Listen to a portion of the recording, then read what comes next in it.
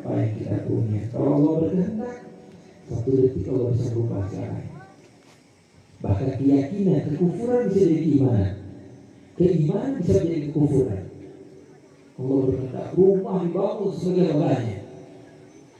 Allah kasih gempa sedikit, satu menit hilang itu masuk. Betul nggak? Allah kasih banjir, semuanya habis. Wah, saya punya data ya, sudah. Kalau Allah Subhanahu wa Ta'ala berkata, semua bisa hilang. Oleh karena itu, ayo dong sadar diri bahwa kita hina. Kita hina, kita tidak punya apa-apa. Kita mau fokus apa yang bisa bikin Allah ridha sama kita. Saya mau berusaha. Saya ini alhamdulillah memiliki kelebihan dalam satu hal. Saya membantu agama saya dengan kelebihan saya. Saya mau berjuang. Sebagian lagi mengatakan buat apa berjuang kalau ujung-ujungnya agama bakalan dimuliakan oleh Allah. Janjinya Allah agama bakalan mulia. Untuk apa saya berjuang? Iya, agama pasti mulia. Tapi pertanyaannya, kamu ikut andil atau tidak dalam memuliakan agama? Itu yang harus dipertanggungjawab. Kalau agama Allah pasti bakalan jadi mulia. Tapi pertanyaannya, kita ikut andil atau tidak di dalam kemuliaan agama Islam. Jadi kita bersyukur malam ini Allah kasih kita masukan. Allah Subhanahu wa Ta'ala berikan kepada kita ilmu. Allah Subhanahu wa Ta'ala berikan kepada kita amal. Allah Subhanahu wa Ta'ala berikan kepada kita guru. Dengan keberadaan mereka kita sadar, ya Allah, selama ini saya memandang diri saya dengan kelebihan-kelebihan yang saya miliki. Kalau Allah berkehendak, semuanya bisa hilang. Dengan segala mata. Akhwat yang dimuliakan Allah Subhanahu wa Ta'ala. Oleh karena itu banyak-banyak bersyukur kepada Allah. Bersyukur itu berbeda dengan alhamd, memuji. Kata ulama, alhamd wa syukur mutaghayyiran. Berbeda. Kalau memuji kepada Allah Subhanahu wa Ta'ala seperti alhamdulillahirabbil alamin, itu keyakinan dengan hati dan ucapan dengan lidah. Itu namanya alhamd. Sementara syukur adalah al-i'tiqad bil qalb wal iqrar bil lisan wal amal bil arkan. Syukur itu perlu pada tiga hal. Yang pertama, yakin di dalam hati. Kemudian ucapan bersyukur. Kemudian amalan. Harus ada bukti. Saya bersyukur diberikan mata. Gunakan mata untuk memandang hal-hal yang bagus, hal-hal yang baik. Saya bersyukur memiliki kaki. Bersyukur diyakini nikmat tersebut, kemudian diucapkan dengan lisan dan amalkan. Itu namanya syukur. Beda dengan alhamd. Kita bersyukur kepada Allah SWT masih dijadikan umat Rasul. Walaupun kita yakin kita ini hamba kalau kita ingin mulia pasti kita dihidupkan di zaman Nabi. Kenapa kok kita nggak jadi sahabat Nabi? Ya, karena kita orang mampu. Makanya Allah jadi kita di akhir zaman. Nah, anak Allah, yang anak TikTok ini kita. Betul kan tidak? Anak-anak ngevlog dan semisalnya itu kita. Betul kan tidak? Anak-anak nongkrong itu kita. Kenapa kok saya nggak jadi hidup di zaman Nabi? Ya, syukurin aja udah. Kalau kita bakalan mampu diberikan beban yang lebih besar. Allah SWT memberikan kepada kita sesuai dengan apa yang kita mampu. Tapi saya maksa pengen hidup di zaman Nabi. Iya, kalau jadi Abu Bakar, kalau jadi Abu Jahal. Pengen maksa hidup di zaman Nabi, tapi jadinya Abu Jahal. Kenapa? Karena Abu Jahal pernah di media. Uangnya banyak, fashionnya keren. Sementara Nabi Muhammad sahabat-sahabatnya orang-orang tidak punya. Kalau kita kuat ikut Nabi Muhammad, kalau kita nggak kuat, betul atau tidak? Makanya kita ini adalah hamba yang lemah, hamba yang hina. Malam ini kita ingatkan artinya Allah sayang sama kita. Allah sayang sama kita. Mudah-mudahan Allah jaga kita untuk senantiasa istiqomah. Ayo berjuang. Kami ulangi sekali lagi. Tanya kepada diri sendiri. Saya ini sudah berapa jauh dari Allah. Saya ini lupa ingat bahwa saya bakalan mati. Coba saya pikir-pikir, terakhir kali saya malam-malam nangis, minta sama Allah, minta ampun sama Allah kapan ya? Dosa saya lagi banyak. Saya mau mikir kapan terakhir saya nangis minta sama Allah, minta sejadah, minta ampun sama Allah. Ya Allah, saya begitu lalai padamu ya Allah, Kau menciptakan saya untuk beribadah, tapi kalau saya hitung-hitung sholat subuh, sholat zuhur, sholat asar, sholat maghrib, sholat isya, kalau saya kumpulkan nggak nyampe 50 menit ya Allah, kurang dari 1 jam. Kemana 23 jam saya lalai? Kapan terakhir kita ngomong begitu sama Allah? Tahu kan? Atau belum pernah selesai menangis kepada Allah SWT. Oleh karena itu, sekarang kita tanya kepada diri kita sendiri. Tadi justru Habib saya tanya kepada diri saya sendiri. Saya ini mampunya apa sih buat berjuang dalam agama? Saya ini jago di dalam sains misalnya, atau saya pandai dalam ekonomi, saya bantu dalam misalnya ekonomi. Saya ini pandai dalam ilmu kedokteran, saya bantu dalam misalnya kedokteran. Saya ini pandai di dalam berbicara, saya akan bantu dalam misalnya berbicara. Saya ini memiliki kelebihan sesuatu, maka saya akan bantu dalam misalnya kelebihan.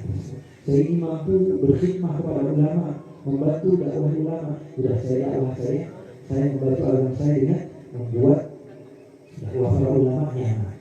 Itu perjuangan orang-orang yang mau mencapai ridhonya Allah Subhanahu wa Ta'ala. Mudah-mudahan manfaat bagi kita semua.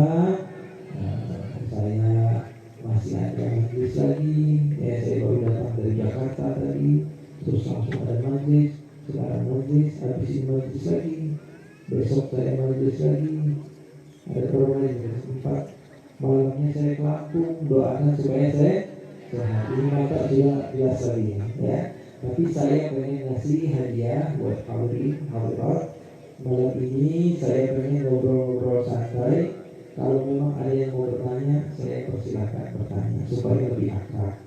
Ya, jadi saya serahkan kepada MC buat teman-teman yang mau bertanya. Saya bolehkan bertanya dan insya Allah saya akan jawab santai, tidak bertanya dari saudara-saudara saya, saudari-saudari saya. Bebas pertanyaan, silakan.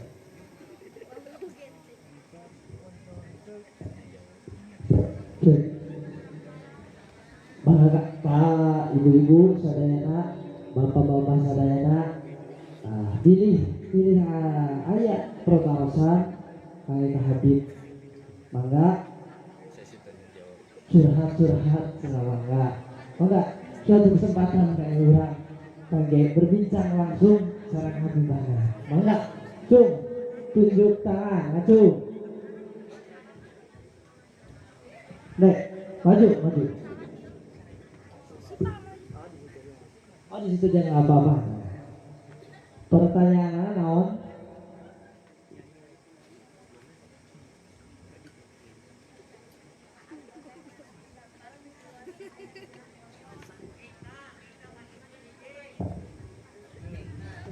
Kuat kok. Jangan biasa.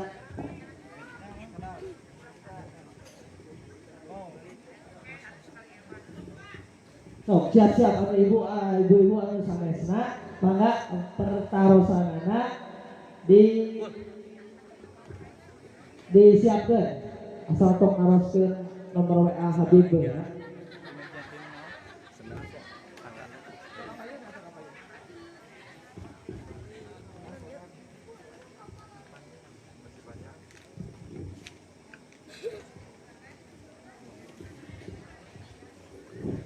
Assalamualaikum warahmatullahi wabarakatuh.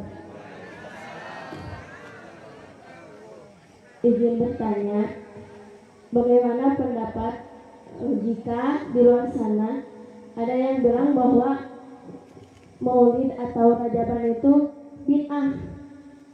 Bid'ah itu seperti apa? Mohon penjelasannya. Terima kasih. Wassalamualaikum warahmatullahi wabarakatuh. Waalaikumsalam warahmatullahi wabarakatuh. Terkadang orang nanya itu hanya kepo. Orang nanya kita, Maulid itu apa? Cuma kepo. Itu yang pertama, pengen tahu aja. Kedua, terkadang orang itu bertanya tapi dia nggak paham apa yang dia tanya. Paham itu ya? Kalau orang yang bertanya yang nggak paham tentang Maulid, jawabnya gampang. Kalau dia kepo doang, orang kita ngumpul-ngumpul doang, seru-seruan sama ustaz yang jawab. Kajian biasa. Apa bedanya Maulid dengan kajian yang mereka lakukan? Itu yang pertama. Kalau orang itu bertanya karena alasan apa yang kedua tadi saya bilang? Apa yang saya bilang tadi alasan kedua?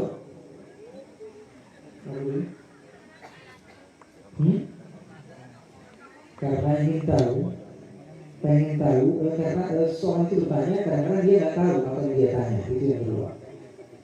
Dia nggak tahu apa yang dia tanya. Tanya balik, bid'ah itu menurut definisi agama Islam apa? Kamu nanya, maulid itu kan bid'ah. Tanya sama dia, bid'ah itu apa? Menurut hukum Islam, definisi bid'ah itu apa? Dia bakalan pusing. Nanya sesuatu yang nggak dia paham. Jadi apa namanya itu? Belekuk. Nanya sesuatu yang saya nggak paham. Artinya apa? Saya nggak paham. Apa yang saya tanyakan saya nggak paham. Artinya bodoh. Tapi kalau orang yang bertanya ingin tahu betul-betul maksud daripada maulid itu perayaan apa, maka jawab dengan baik. Rasulullah SAW tidak melarang perayaan maulid. Rasulullah SAW bahkan Allah di dalam Al-Quran mengatakan lakukan kebaikan, wa'malu khairan, wa'falul khair. Kata Allah lakukan kebaikan. Saya mau tanya, anak kecil ada tanya, kita ngumpul bareng-bareng di baik atau tidak? Di sini ada yang berminum keras? Di sini ada yang berzina? Di sini ada orang yang melakukan maksiat? Kita berkumpul, baca zikir, baca sejarah Nabi, kemudian apa yang kita lakukan? Mendengarkan ayat Quran dan hadis Rasulullah SAW. Ikut perintah Allah nggak? Ikut. Dari mana? Al-Quran. Kamu masih pakai dalilnya hadis, saya pakai Al-Quran. Terus kan Rasulullah bilang kullu bid'atin dhalalah wa kullu dhalalatin finnar. Hafalnya hadis itu doang satu. Ya. Setiap yang bid'ah itu sesat dan setiap yang sesat itu di neraka. Dia bilang sama dia, wajah kamu juga bid'ah. Wajah kamu bid'ah, kaki kamu bid'ah. Wajah kamu ada nggak di zaman Rasul? Banget siap. Wajah kamu ada nggak di zaman Nabi? Kendaraan kamu ada nggak di zaman Nabi? Handphone seperti ini ada nggak di zaman Nabi? Ya ada. Berarti kamu juga bid'ah. Oh nggak bisa. Dia bakalan bilang gitu tuh. Karena dia punya ilmu sedikit. Dia katakan yang dimaksud dengan bid'ah ini sesuatu yang berurusan dengan agama. Kalau tidak berurusan dengan agama, nggak bisa. Kita bilang bahwa Imam Syafi'i membagi jadi dua, bid'ah yang baik, bid'ah yang buruk. Bid'ah yang baik, bid'ah yang tidak keluar daripada Al-Quran dan Sunnah. Bid'ah yang buruk itu bid'ah yang menambah-nambah dalam agama. Contohnya, dia sholat isya 8 rakaat beda dari yang lain. Itu nambah-nambah di dalam agama. Itu namanya bid'ah. Tapi kalau melakukan kebaikan-kebaikan yang tidak keluar dari Al-Quran dan Sunnah, itu namanya bid'ah juga, tapi bid'ah yang baik. Sahabat banyak melakukan sesuatu yang tidak dilakukan oleh Nabi. Buktinya Rasulullah bertanya kepada Sayyidina Bilal, wahai Bilal, aku dengar terompah kamu sudah terdengar di surga. Apa yang kamu lakukan? Apa amal kamu? Artinya apa? Dia melakukan satu amal yang tidak dilakukan oleh Rasul. Rasulullah bertanya, hadisnya sahih. Jadi akhwat yang dimuliakan Allah Subhanahu wa taala, maulid ini sebenarnya urusannya sudah selesai, sudah lama. Jadi ulama sudah punya jawaban. Jadi kalau misalnya kita jelaskan secara detail perlu kepada waktu yang banyak. Tapi intinya saja poinnya, maulid ini adalah sesuatu yang sudah dibahas oleh ulama dan mereka sudah mendapatkan poin bahwa sesungguhnya maulid itu boleh. Yang nggak mau maulid nggak usah maulid, begitu aja. Tapi dibongkar-bongkar lagi dengan orang-orang yang baru ini sehingga menghasilkan sesuatu yang baru lagi. Makanya ya, kalau ada orang yang mengatakan maulid bid'ah, suruh tanya sama Habib Ali. Nanti Pak Ali jawab dengan detail. Jangan malah kita jawab sendiri, jawab semau kita. Akhirnya percekcokan ini kenapa kok banyak? Karena setiap orang pengen komentar. Karena setiap orang komentar dan nggak paham, hasilnya apa? Kemana-mana. Contohnya ada orang bule dua lagi jalan. Kita lagi ngumpul bareng. Itu orang bule mau ngapain ya? Yang satu bilang, wah bawa tas tuh kayaknya mau ngontrak di sini. Yang satu bilang, wah nggak mungkin ngontrak tuh, uangnya kayaknya banyak. Dia kayaknya mau beli tanah di sini. Satu lagi bilang, wah nggak mungkin. Kalau menurut saya sih dia cuma mau lewat doang. Itu kan banyak persepsinya. Padahal belum tentu benar semua. Kenapa? Terlalu banyak komen, Makanya Imam Ghazali mengatakan lau sakata jahil laqallal khilaf. Andai saja orang yang tidak paham itu diam, tentu tidak akan ada perbedaan pendapat. Jadi ini apa? Yang mau maulid bagus, yang nggak mau maulid boleh, yang salah adalah orang yang sering menyalahkan orang lain. Betul? Betul. Siapa lagi silakan? Oke, sok Sahari. Sadi, Cung. Bapak-bapak nak ya? Oh, ada. Ini mana bapak-bapak? Enggak. Ini apa yun? Apa yun? Enggak sok, apa yun? Apa yun? Ibu-ibu nak sok siap tuh. Ibu udah siap pertanyaan nak? Sok. Jarang-jarangnya, jarang-jarang ada pertanyaan secara langsung tuh. Assalamualaikum warahmatullahi wabarakatuh. Waalaikumsalam. Gue mau tanya tentang tanggapan diri jika ada kelompok, golongan atau orang-orang yang sering mengajak ini pengajiannya gini, yang ini pengajiannya kayak gini bagus, ada kelebihan. Bagaimana tanggapan diri pribadi saya tentang ajakan-ajakan orang seperti itu? Maksudnya gimana? Ada golongan pengajian-pengajian yang berbeda dengan cara pengajian seperti ini tabligh atau pengajian itu pengajiannya itu agak-agak tertutup. Apa sikap saya? Iya, Ketika saya diajak, tanggapan saya tanggapan atau sikap? keduanya sikap. Tanggapan saya, sikap Anda. Berarti antum itu tanya ada beberapa majelis-majelis dan sekarang saya diajak ke sini, semuanya memiliki kelebihan masing-masing. Dan apa yang saya harus lakukan? Begitu ya? Apa yang saya? Yang pertama, setiap majelis pasti memiliki kelebihan. Setiap majelis dan setiap manusia pasti memiliki kelebihan daripada manusia yang lain. Setiap manusia memiliki kelebihan dibanding manusia yang lain, dan setiap pengajian tentu memiliki kelebihan masing-masing. Yang satu mungkin lebih molor, waktunya lebih lama.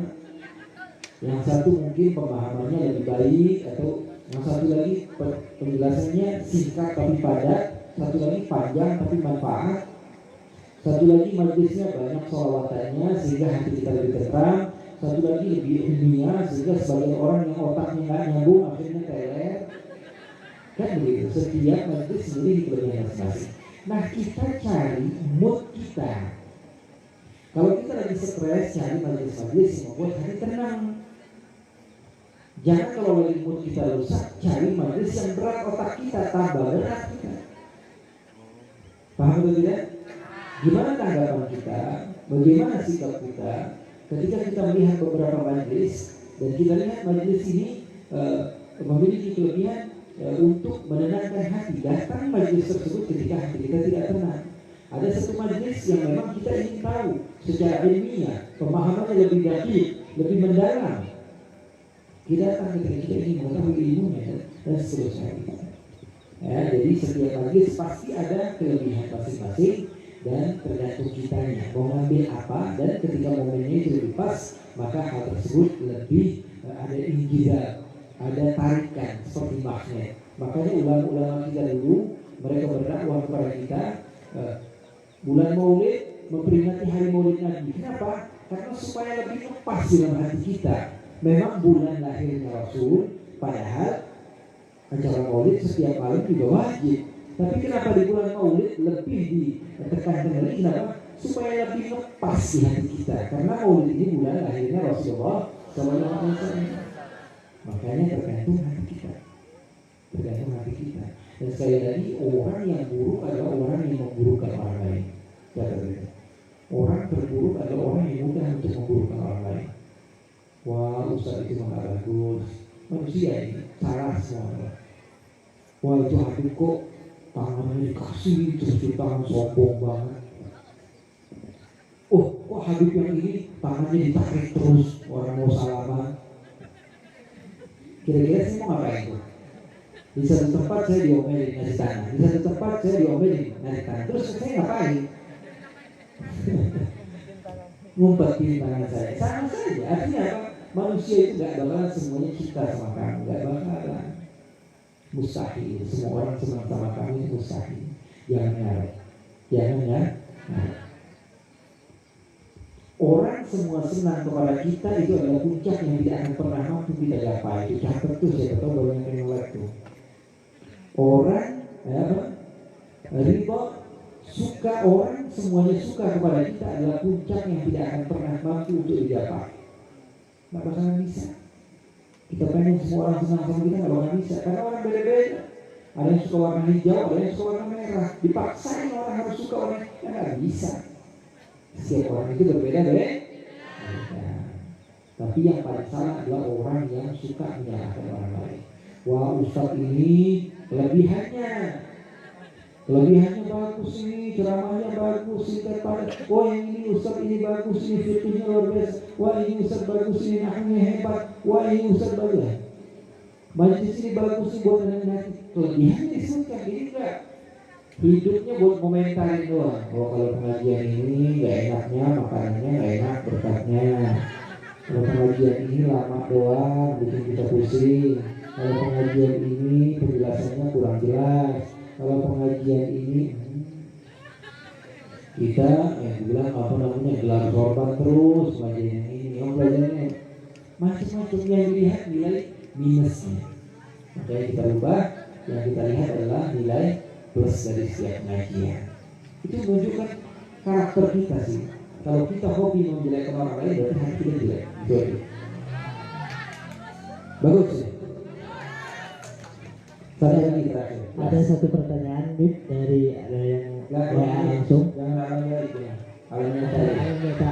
Yang WA langsung. Alam nyata aja. Iya. Oh langsung. Alam nyata aja katanya. Satu terakhir. Kemudian kandung nafas itu kandung WA. Kemudian Sok Sadi. Ayah tu.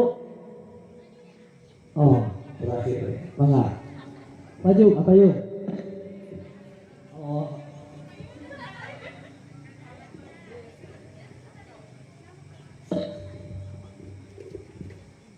Assalamualaikum warahmatullahi wabarakatuh. Jadi gini kan apa?